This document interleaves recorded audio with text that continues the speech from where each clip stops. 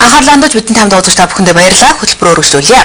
Автозамын чанарыг зөвлөх компаниар хянуулдаг болох олон улсын жишээс шилжихийг салбарынх нь зорж байна. Ингэснээр уулуурхан замын стандарт байдаггүй манайх шиг улсын хувьд замаа яаж барихаа компаниуд өөрсдөө шийддгээс болж чанаргүй зам баригдаж байгаа хариуцлагагүй байдал засарна гэж тооцоолж байгаа юм байна. Монголын автозам олон улсын жишгээр 3 дахь зэрэглэлд багтдаг байна. Энэ нь хоногт 10 тонноос баггүй даацын 2500-аас ихгүй машин явах зорилттой зам гэсэн үг. Хот аймгийн төвдөд ийм зам байхад стандарт гэж үздэг байхад уул уурхайн хүнд даацын машин энэ замыг тавьдаг байна.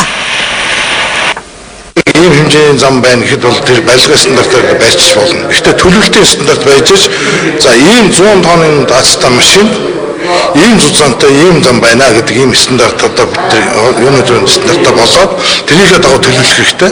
Тэгээд дараа нь хяналтаа сайн тавиад техник шалгахад дагуу замаа сайн бариулах юм бол одоо уулуурхан чиглэлийн замуудыг бол одоо шаардлагын хэмжээнд бариад ашиглах юм болцоо. Альва зам барилгын ажил дээр материалын хэмжилтийн гээд 3 инженер хяналт тавих ёстой байдаг ч улсын хэмжээнд нийт 50 инженер байгаа нь зам бүр дээр хяналт тавих боломжгүй төрөдөг байна. Энэ жил нийслэлээс гадна 10 аймгийг Улаанбаатартай холбосон 5500 км, Алтан булаг Улаанбаатар замын үд гэсэн чиглэлд 990 км хурдны зам гээд далайцтай ажлуудыг эхлүүлэх учраас замын хяналтын тогтолцоонд өөрчлөлт оруулахаар яригдж эхэллээ.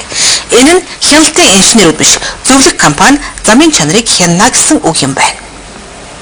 Хяналтыг захиалагч өөрөө төр өөрөө биш. Одоо автозамын газар өөрөө биш.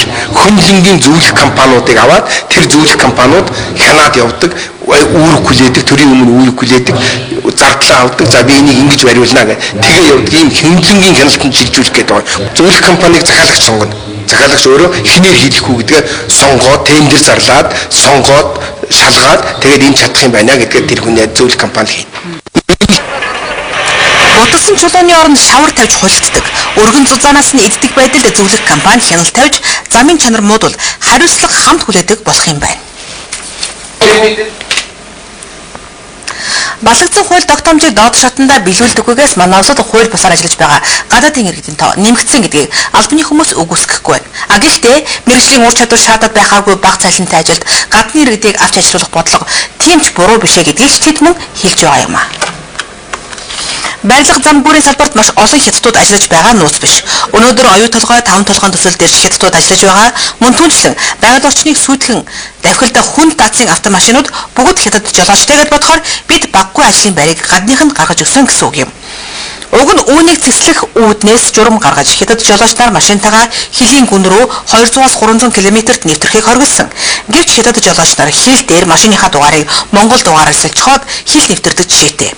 Үүнээс болоод гадны ажилчид Монголоор дүүрчгээд байна. Гэхдээ гадны хар ажилчид угаасаа огт хэрэггүй зүйлээ гэж үзэх нь өөрсгөл гэдгийг зам тээвэр барилга хот байгуулалтын сайд хэлж байна. Өөрсдөө цөөхөн хүн амттай улс орн байж байгаа бүгдээр машин бариад их нь хайшин юм. Бусад хөгжсөн орнтой айлгой Сингапур, Малайз энэ орнуудыг харахад бол ер нь үндсэн одоо орных нь хүмүүс бол голдуу тийм өндөр цалинтай нарийн мэргэжлийн ажлууд хийдэг. Энэ уул уурхай болон зам барилгатай холбоотой ажлуудыг бол бусад Бангладеш гэдэг юм уу тийм энэ бага цалин өстэй орнуудаар бол ажилладаг. Зүгээр тэр ковот гэж юм байдаг тэрний журмын дагуу явж байгаа.